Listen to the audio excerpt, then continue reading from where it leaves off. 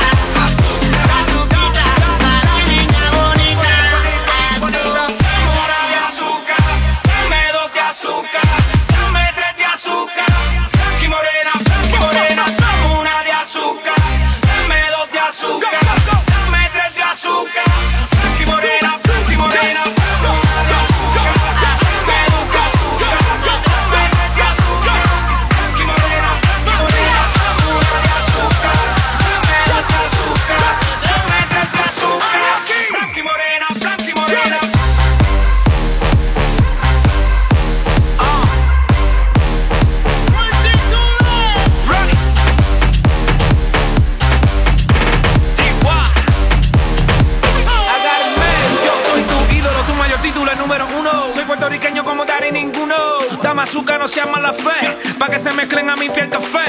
Padre negro, madre blanca, los colores más bacanos. Ey, por eso es que veo a todo el mundo como un hermano. Yeah.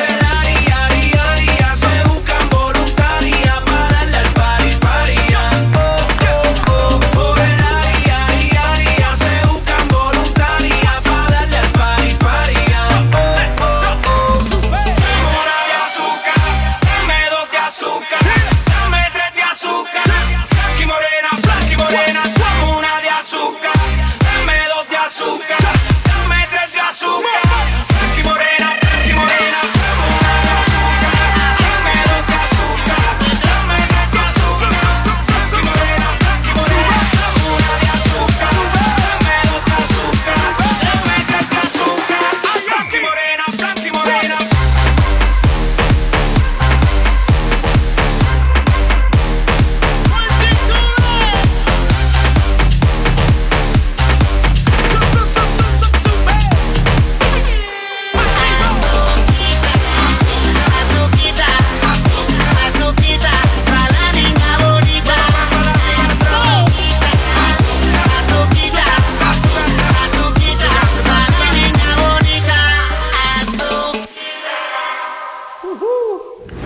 நம்ம பார்த்த சாங்ல பார்த்தீங்கன்னா it's almost some 3.5 minutes, right? So நீங்கள் lot of flavours, so சாண்ட் மாஸ்டரோட flavour பார்த்தீங்க, வர்னிக்கோட flavour பார்த்தீங்க, even she'd add some steps. So இந்த மாதிரி lot of different flavours are there. So 1 hour of Zumba fitness கிளாஸில் பார்த்தீங்கன்னா you will be burning some 600 to 800 calories. ஆனால் இந்த ஒரு சாங்லேயே நான் கூட பண்ணதால maximum I burn some 500 calories. So I hope you all enjoyed. I'll see you in the next episode with a lot of different flavors and with the different music. Till then, see you. Bye. Say some words. பெண்களுக்கு அழகே அந்த அழகான 2 கண்கள் தாங்க. அது மட்டும் இல்லாம இந்த கண்கள், அந்த புருவம், கூந்தல் இது எல்லாத்தையும் பாதுகாக்கிறதுக்கு அவங்களுக்கு நிறைய சந்தேகங்கள் இருக்கும். அது மட்டும் இல்லாம குறிப்பா இந்த பிரெக்னன்சி டைம்ல பெண்களுக்கு ஏகப்பட்ட சந்தேகங்கள் இருக்கும். அந்த சந்தேகங்களுக்கு எல்லாம் விடையளிக்க வராங்க டாக்டர் லதா. வாங்க பார்க்கலாம். புதுயுகம் டிவி நேயர்களுக்கு என் இனிய வணக்கம். கடந்த எபிசோட்ல பிரெக்னன்சி பத்தின நிறைய விஷயங்களை பத்தி நம்ம பார்த்தோம். இப்போ கடைசி பீரியட் ஆஃப் பிரெக்னன்சி 29ல இருந்து 40 வாரங்களுக்குள்ள பீரியடை பத்தி பார்க்கலாம். இப்போ 28 வாரம் வரைக்கும் குழந்தையோட உடல் உறுப்புகள் முதிர்ச்சி அடையுது. அப்ப அந்த சமயங்கள்ல சத்தான உணவு சாப்பிடுறது இது முக்கியம். இதோட ஹீமோகுளோபினையும் 11 கிராம் வரைக்க வச்சுக்கிறது ரொம்ப முக்கியம். ஒரு கர்ப்பிணி பெண் ரத்த சோகை இல்லாமல் இருந்தாதான் பிரசவத்தப்போ ஆகிற கொஞ்சம் ப்ளீடிங்கை தாங்கிறதுக்கு உடம்புல தெம்பு இருக்கும். இல்லைன்னா அது பெரிய காம்ப்ளிகேஷன் லெவலில் முடியும். நார்மலாக ஆகிற ப்ளீடிங்கை கூட தாங்க முடியாமல் பிளட் ஏற்றுற நிலைக்கு கூட போகலாம். இதை தவிர்க்கிறதுக்காக பெண்கள் தன்னோட ஹீமோகுளோபின் குறைஞ்சது 11 கிராமில் இருந்து 15 கிராமுக்குள்ள வச்சுக்கலாம். இப்போ 29 வாரத்துலேருந்து 34 வாரத்தில் பேபியோட வெயிட் கெயின் ஆக ஆரம்பிக்கும். இப்போதான் ஃபேட் டெபாசிஷன் இந்த பேபி அது நடக்கும். இந்த 34 வாரத்தில் தான் குழந்தை வெளியே வர்றதுக்கு தன்னை தயார்படுத்திக்கும். இதனால ஏதாவது ஒரு காம்ப்ளிகேஷன் வருது, நம்ம கட்டாயம் குழந்தைய எடுக்க வேண்டிய சூழ்நிலை வருது, தேதிக்கு முன்னாடியே குழந்தை பிறக்க வேண்டிய சூழ்நிலை வருது, அப்படி இருந்ததுன்னா 34 வாரங்களுக்கு அப்புறமா பிறக்கிற குழந்தைங்க யூஸ்வலாக நல்லாவே இருக்கும். அதுக்கு முன்னாடி பிறக்கிற குழந்தைங்க ரொம்ப ப்ரீமெச்சூர் பேபி அப்படின்னு சொல்கிறோம். நார்மலாக பார்த்தா 37 வாரம் கழிச்சு தான் குழந்தை முதிர்ச்சி அடையுது. ஸோ டெலிவரி, லேபர் பெயின், பிரசவ வலி அப்படிங்கிறது 37 வாரத்திலிருந்து 40 வாரத்துக்குள்ள எப்போனாலும் நடக்கலாம். ஸோ இந்த காலகட்டங்களில் விமன் எந்த மாதிரி பெயின் வரும், எப்போ லேபர் ரூமுக்கு வரணும் அப்படிங்கிறத தெரிஞ்சு வச்சுக்கிறது நல்லது. வேலைக்கு போகிற பெண்கள் நிறைய நேரம் சேரில் உட்காந்து வேலை பார்க்கும்போது பொசிஷன் மாறுது. The position by which we sit and do the work, that is the most important reason for the backache. அதில் என்னன்னா ப்ரெக்னென்சினால வெயிட் டம்மியில் இருக்குது. அப்புறம் நிறைய ப்ரெக்னென்சி ஹார்மோன்ஸ் ரிலீஸ் ஆகுது உடம்புல. இதனால எல்லாம் மசில்ஸு, லிகமெண்ட்ஸு எல்லாமே ரிலாக்ஸ் ஆகிடும். ஸோ பேக் மசில்ஸ் சப்போர்ட்டுங்கிறது கொஞ்சம் குறையுது. அதனாலேயே ப்ரெக்னென்ட் விமனுக்கு பேக் ஏக், இடுப்பு வலி அப்படிங்கிறது, முதுகு வலி அப்படிங்கிறது கொஞ்சம் அதிகமாகவே இருக்குது.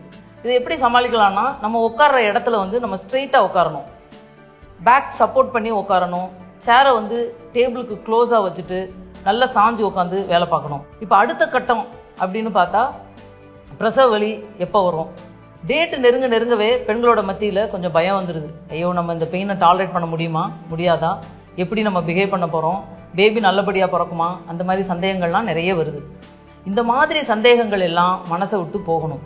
நம்மளால முடியும் அப்படிங்கிற mental preparation, mental toughness to face labour pain, that is more important.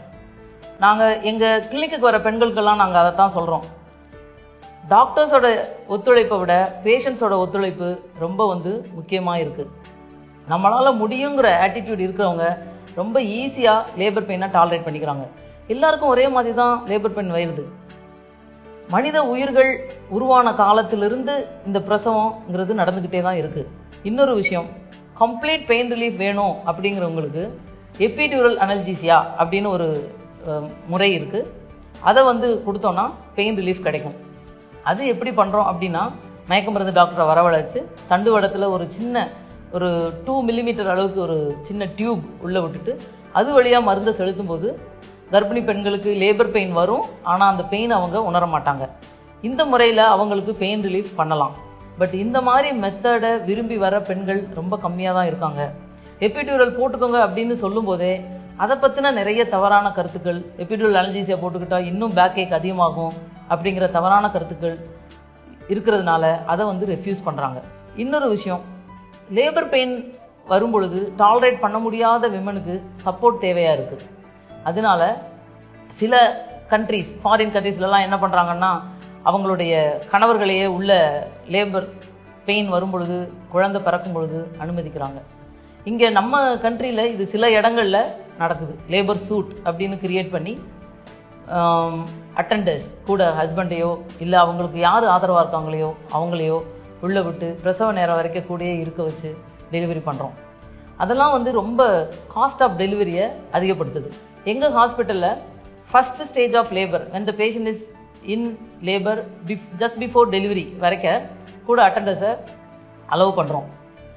Allow பண்ணும்போது கணவர்களுடைய ஆட்டிடியூட் எப்படி இருக்குது அப்படின்னா, சில பேர் விரும்பியே வந்து கேட்குறாங்க, டாக்டர் நான் வந்து I want to be with my wife அப்படின்னு. ஸோ பெயின் இருக்கும் பொழுது உள்ளே அலோவ் பண்ணுறோம். பட் உள்ள டெலிவரிக்கு உள்ள இன்னொரு லெவல் ஆஃப் ஏரியாவுக்கு எடுத்துகிட்டு போயிட்டு டெலிவரி பண்ணுவோம். அந்த இடத்துல நாங்கள் வந்து கணவர்மார்களை உள்ளே அலோவ் பண்ண முடியறதில்ல. அது வந்து வேரியஸ் சோ மெனி ரீசன்ஸ். எங்களுக்கு ஸ்பேஸ் கொஞ்சம் கன்ஸ்ட்ரைன் ப்ளஸ் அந்த மாதிரி கணவர்களை உள்ளே விடும் பொழுது பேபி வெளியில் வரும்பொழுது அவங்க அதை டாலரேட் பண்ண முடியறதில்ல. அவங்க மயக்கம் போட்டு கீழே விழுந்துடுறாங்க. அந்த மாதிரி எபிசோடெலாம் கொஞ்சம் நடந்ததுனால நாங்கள் வந்து அந்த மாதிரி உள்ள அலோவ் பண்ணுறதில்ல. இந்த நிகழ்ச்சியில் இப்போ நம்ம கர்ப்பிணி பெண்கள் பிரசவ வலியோடு வரும்பொழுது எப்படி அவங்களுக்கு சப்போர்ட்டிவாக இருந்தால் லேபர் பெயினை எப்படி அவங்க தாங்கிக்கலாம், பெயின் ரிலீஃபுக்கு என்னென்ன பண்ணலாம் அப்படிங்கிறத பார்த்தோம். இன்னும் பெயின் ரிலீஃப் பற்றி நிறைய இருக்குது. இன்னும் வர்ற எபிசோட்ஸில் பார்ப்போம். வணக்கம். அப்படியே கிரீனிஷான ஒரு இடம், லைட்டா மழை, சூப்பரான வெதர்ல இதெல்லாம் இருக்கும் போதே நம்ம மனசுக்கு வந்து ரொம்ப பீஸ்ஃபுல்லா இருக்கு. அதே சமயம் ரொம்ப சந்தோஷமாவும் இருக்கு. இந்த அழகான நேச்சர் நம்ம வீட்டுக்குள்ள கொண்டு வந்தா எப்படி இருக்கும்? அதுக்காகவே ஸ்பெஷலா ஒரு ஹேண்ட் கிராஃப்ட் செஞ்சு காமிக்க வராங்க நாகராதிகா. வாங்க பார்க்கலாம். வணக்கம் புதியுகம் நேயர்களே. இன்னைக்கு இன்னொரு கிளே ப்ராஜெக்டோட வந்திருக்கேன். இங்கிலீஷ்ல ஒரு போயம் இருக்கு, கீட்ஸோட poem. It starts with a thing of beauty is a joy forever. அப்படின்னா ஒரு அழகான பொருள்ன்றது சந்தோஷத்தை நிரந்தரமா கொடுக்கும். ஒரு கண்ணால பார்த்தாலே ஒரு அழகான பொருள். இப்ப அழகுன்றது என்ன, நம்ம சுத்தி இருக்கிற நேச்சர், ஒரு இலையாகட்டும் ஒரு பூ ஆகட்டும், அதுல இருக்காத அழகா.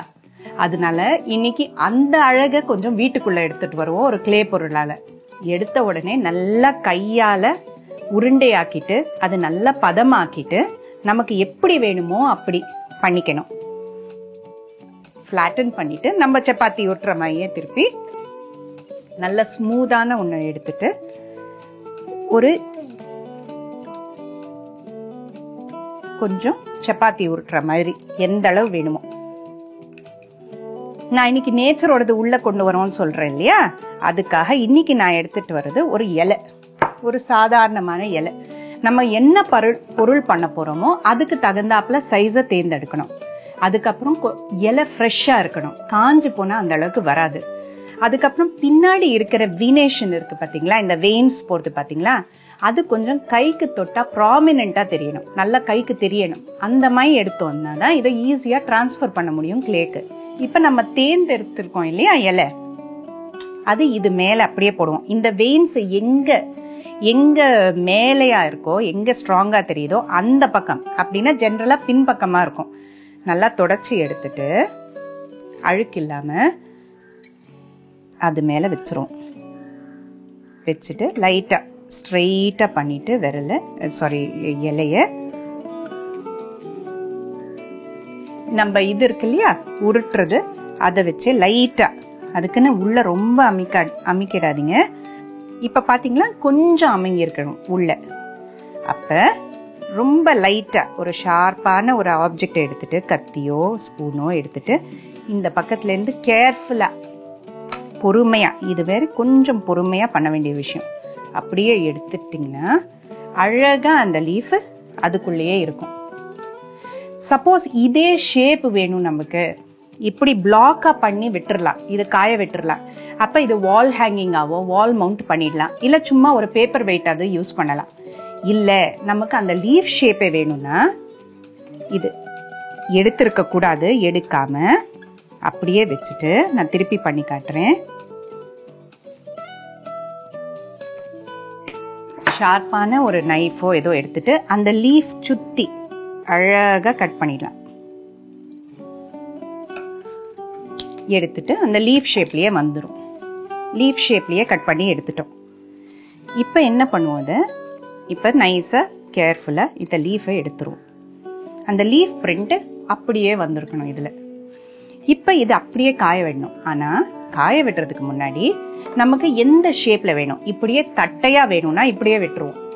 இல்லைன்னா இதை கேர்ஃபுல்லா எடுத்துட்டு இது நம்ம சப்போஸ் கொஞ்சம் பெண்டோட வேணும்னா இதை எடுத்துட்டு கேர்ஃபுல்லா பின்னாடி ஓரளவு சைட்ஸ் பாத்தீங்கன்னா ரஃபா இருந்திருக்கும், ஏன்னா கட் பண்ணிருக்கோம் இல்லையா, அது ஸ்மூதன் பண்ணணும். விரலால லைட்டா தண்ணிய தொட்டுட்டு ஸ்மூத் ஆக்கிட்டு இப்ப நான் என்ன பண்ணிருக்கேன், ஒரு பவுலுக்கு கிளிங் ராப்ன்றது ஒரு வெரி ஃபைன் பிளாஸ்டிக் ஷீட், அதை போட்டிருக்கேன் இப்படி. ஏன்னா இது போட்டோம்னா அது அப்படியே கொஞ்சம் கீழேக்கு வரும்.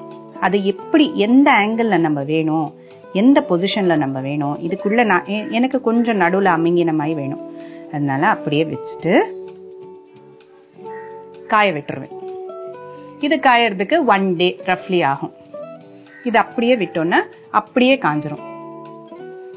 நான் ஏற்கனவே ஒண்ணு பண்ணி வச்சிருக்கேன், இது எனக்கு இந்த ஷேப்ல தேவைப்பட்டது, அதனால கொஞ்சம் பெரிய இலையா எடுத்துட்டு இதுலயே சேம் இலை பெரிய இலையா எடுத்துட்டு காய விட்டுருக்கேன். ஸோ இந்த ஷேப்ல வரும் எனக்கு. இதுக்கு யூஸ் பண்றது நம்ம ஃபர்ஸ்ட் அக்ரிலிக் பெயிண்ட் யூஸ் பண்ணணும். அக்ரிலிக் பெயிண்ட்னா ஃபேப்ரிக் பெயிண்ட்னு மார்க்கெட்ல விற்பாங்க, ரொம்ப ஈஸியா கிடைக்கும் இந்த பொருள். கொஞ்சம் தண்ணியா இருக்கிறது, அந்த தண்ணி போகும் இல்லையா, எங்க கம்மியான ஹைட் இருக்கோ அதுக்குள்ள போயிடும் இல்லையா, அது மாதிரி கொஞ்சம் தண்ணியா இந்த பெயிண்டை எடுத்துட்டு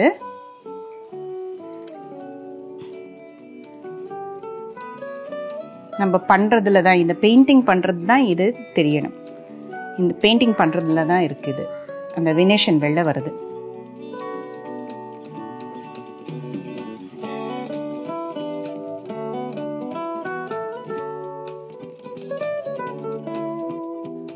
இந்த கலரை நம்ம ரொம்ப இது பண்ணக்கூடாது, லிக்விட் பண்ணக்கூடாது, ஏன்னா இது கூட அந்த ஓட்டக்குள்ள ஃப்ளோ ஆயிடும் இல்லையா, அதனால இது ரொம்ப லிக்விட் பண்ணாம அப்படியே ஸ்ட்ரெயிட் ஆஃப் த பாட்டில் இருந்து எடுத்து இந்த ஸ்பாஞ்ச் நான் எடுத்துக்கிறேன். ஸ்பாஞ்ச் வச்சு லைட்டா மேல இருந்து டேப் பண்ணணும். அந்த மடிப்பு அப்படியே இருக்கும் பாருங்க. எப்பவும் போல வார்னிஷ் அடிச்சு விட்டோம்னா, வார்னிஷோ இல்லைன்னா சப்போஸ் வார்னிஷ் கிடைக்கலன்னா பெயிண்டே தான் பின்னாடியும் ஒரு பெயிண்ட் அடிச்சு விட்டுறணும். ஏன்னா இந்த பக்கத்துல இருந்து இல்லைன்னா உதிர ஆரம்பிக்கும். ஸோ ஃபுல் ஒரு layer of some acrylic paint இருந்தீங்கன்னா இது உடையாம காயாம பொடி ஆகாம இருக்கும். ஒரு பியூட்டியை வீட்டுக்குள்ள கொண்டு வந்திருக்கோம். அவ்வளவுதான் இது. ஓகே, உங்களுக்கு பிடிச்சிருக்குன்னு நான் எதிர்பார்க்கிறேன். திருப்பி இன்னொரு வாட்டி இன்னொரு கிளே ப்ராஜெக்டோட உங்களை கண்டிப்பா சந்திக்கிறேன். ப்ளீஸ் ட்ரை பண்ணி பாருங்க. Thank you very much. நாகராதிகா சொல்லி கொடுத்த அந்த ஹேண்ட் கிராஃப்ட் ரொம்பவே அழகா இருந்துச்சுல. கண்டிப்பா நீங்க இதை வீட்டுல ட்ரை பண்ணுவீங்க அப்படின்னு நினைக்கிறேன். இன்னைக்கு நம்ம நிகழ்ச்சியில வந்த எல்லா செக்மெண்ட்டுமே உங்களுக்கு ரொம்பவே பிடிச்சிருக்கும் அப்படின்னு நம்புறேன். இன்னைக்கு நம்ம நிகழ்ச்சியில பார்த்த ஜூம்பாவா இருக்கலாம், அது மட்டும் இல்லாம மருத்துவ குறிப்புகளா இருக்கலாம், வீட்டுல இருக்க பெண்கள் அவங்களுடைய டைமை எப்படி யூஸ்ஃபுல்லா உபயோகப்படுத்தி ஒரு அழகான ஹேண்ட் கிராஃப்ட் செய்யலாம் அப்படிங்கறத நம்ம நாகராதிகா ரொம்ப அழகா சொல்லி கொடுத்தாங்க. இது எல்லாமே உங்களுக்கு ரொம்பவே பிடிச்சிருக்கும் அப்படின்னு நம்புறேன். தொடர்ந்து இதே மாதிரி நிறைய இன்ட்ரெஸ்டிங்கான செக்மெண்ட்ஸ் காத்துட்டு இருக்கு. வர வாரங்களை பார்க்கலாம். Until then, see you, take care and bye bye from Devi Sri signing off.